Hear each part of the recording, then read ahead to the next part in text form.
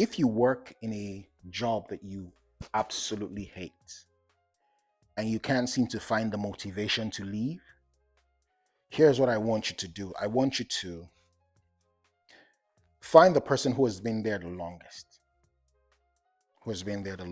15, 20, 30 years, and invite them to coffee. And when you're at coffee or lunch or whatever it is, listen to them speak. Listen to everything they'll say about their lives, about their frustration on the job. You know, listen carefully and attentively because you're looking at your future. You're looking at exactly who you will be if you continue in that trajectory. It's so crazy that we work in places with supervisors or managers or bosses that are as frustrated as we are.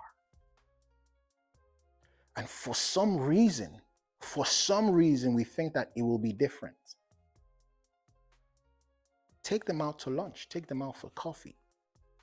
Look at them, observe them, because you are looking at your future.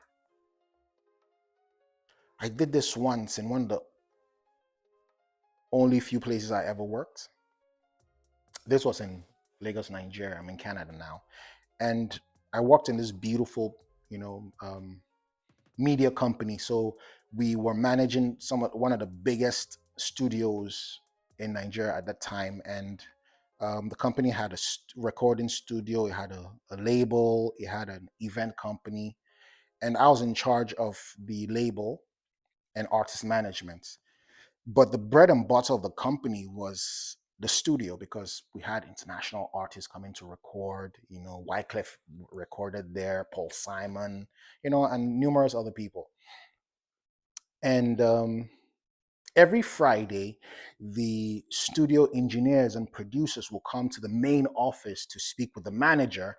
And because a lot of things then, this was early 2000, a lot of things was cash based. So they'll come, the studio technicians, the producers, and the engineers will come speak to the manager to reconcile accounts, and then they'll divide up the money. The company will take its share, and each and everyone, will take their own share. And this happens without fail every Friday evening, without fail.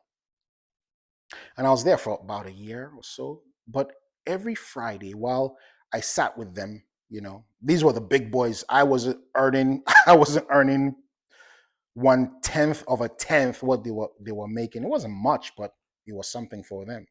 But every Friday they'll come to the manager to reconcile accounts, and without fail, every single Friday they will complain about how low paid they are.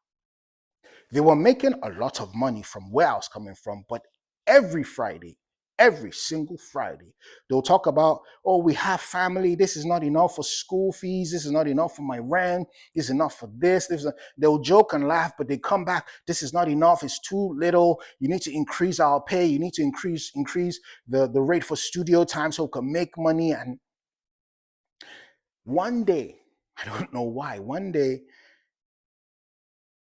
I was by the door of the manager's office hearing this conversation. I've heard this conversation so many times, but this day I heard it and I said, my God, if I continue on this trajectory, these guys are a representation of my future. That was my last month there. That was my last month. I'll never forget. I think this was June 2003 or 4. That was my last month there. My last. Because I said to myself, if I continue, these guys are always complaining. They are making money, but they're always they've been here for 10, 15 years. I've just been here for a year. You are looking at your future. And I made a decision, no more. That was it. So if you work in a job that you hate and you can't find motivation to leave, look around and look at the people that have been there for the longest. Are they happy? Are they financially free? Are they living their best life? That is your future. Now, I'm not one of those kind of people who say, leave your job. No, I don't believe in that. I believe that to be a balanced person, you need to have a vision and a means of provision. One gives you fulfillment, one gives you finances. And your job is to find a way to work on it until your vision becomes your means of provision. Do you understand? So there are times everybody has had jobs. Not everybody. I've had a couple. Do you understand? But there's nothing wrong with it. But your vision and your means of provision are two different things.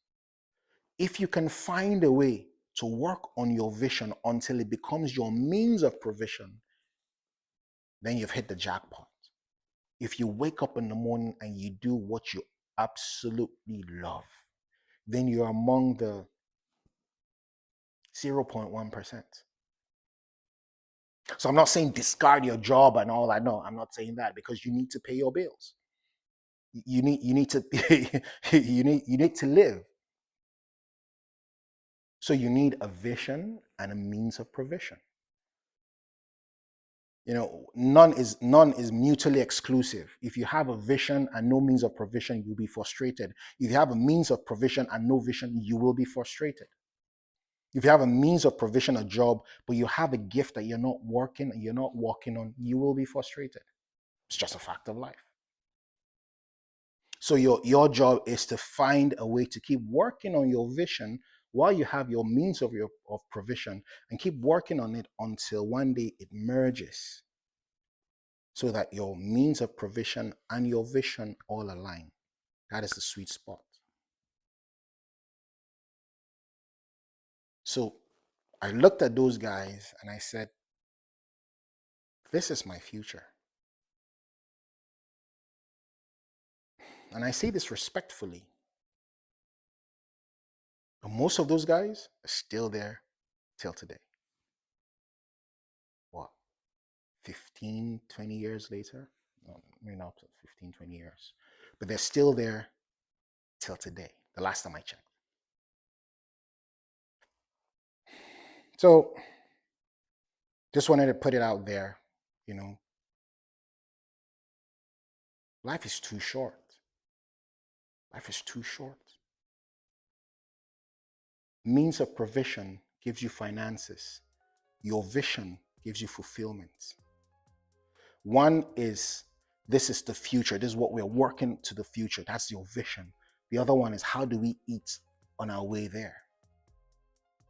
Find a way to merge them. One of the best ways to do that is, somebody says, don't work 9 to 5 on somebody's business and don't go home and work 5 to 1 on yours. I don't believe in 5 to 1 because we also have things to do. We have responsibilities, but take 2 hours. Take just 2 hours.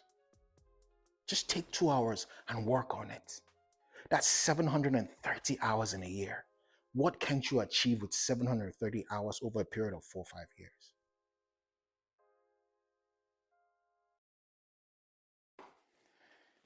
God bless.